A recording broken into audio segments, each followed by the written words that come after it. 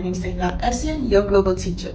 Here we talk about anything and everything about education. In my last post, I talked about the differences between the two most dominant and internationally recognized curricula in the world, which is the British and the American curriculum. So today we're going to be building up on that. If you have not seen the video, do yourself a favor and check it out so you can have a background understanding of where we're coming from. Today we're going to be looking at the structural differences between these two curricula. All right, so we'll begin with an overview. With the British National Curriculum, students progress through key stages. We have the EYFS, we have the key stage 1, 2, 3 through to key stage 5. Whereas in the American curriculum, students progress through kindergarten, elementary, middle, and high school. In the British curriculum, they follow a nationally prescribed sequence, right? Students work towards earning a standard qualification like the GCSE and A-levels. Whereas with the American curriculum, they earn credit as they go. This credit is towards gaining a high school diploma.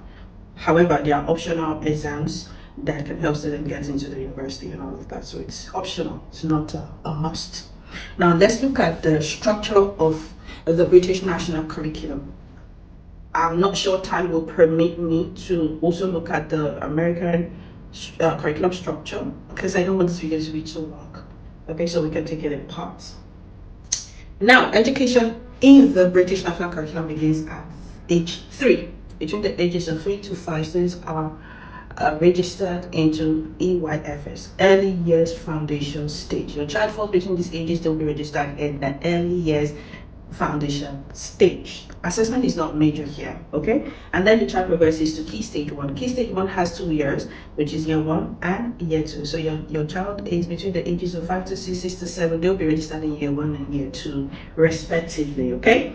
And then the child progresses to Key Stage 2. In Key Stage 2, we have 4 years. It begins from year 3 to year 4, and year 5, then year 6. At year 6, the child is writing the Key Stage 2 SAT, School Assessment Test. Don't be scared with the name. Call it SAT, School Assessment Test. Okay, so it begins from Key Stage 2 begins from the age of 7 to 8, year 3, 8 to 9, year 4, 9 to 10, year 5, 10 to 11, year 6. Done. At year 6, the child will write the Key Stage 2 SAT. Then the child progresses to year 7, where Key Stage 3 begins. In Key Stage 3, we have year 7, year 8, and year 9. So there are 3 years in Key Stage 3. If your child falls between the ages of 11, should be registered in year 7, 11 to 12, 12 to 13, year 8, 13 to 14, year 9. And that's the end of Key Stage 3. At this point, the students are already used to the internal tests, assessments, okay?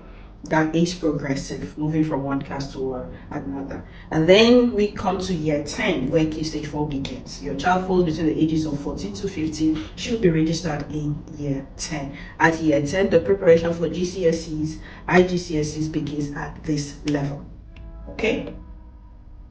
So we have, in Key Stage 4, we have year 10, year 11, year 10, and year 11.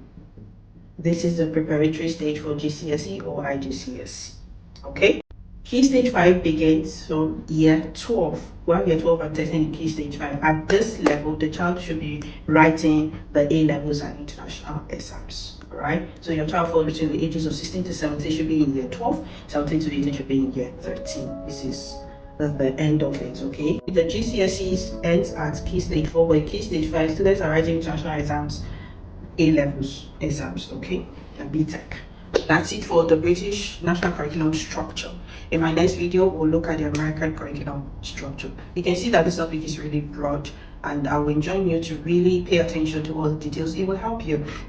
We parents need to understand, not just parents, even teachers, education leaders, everyone should understand the education system that we work with or we register our children in. All right, so there you go. In my next video, we will look into the structure of the American curriculum.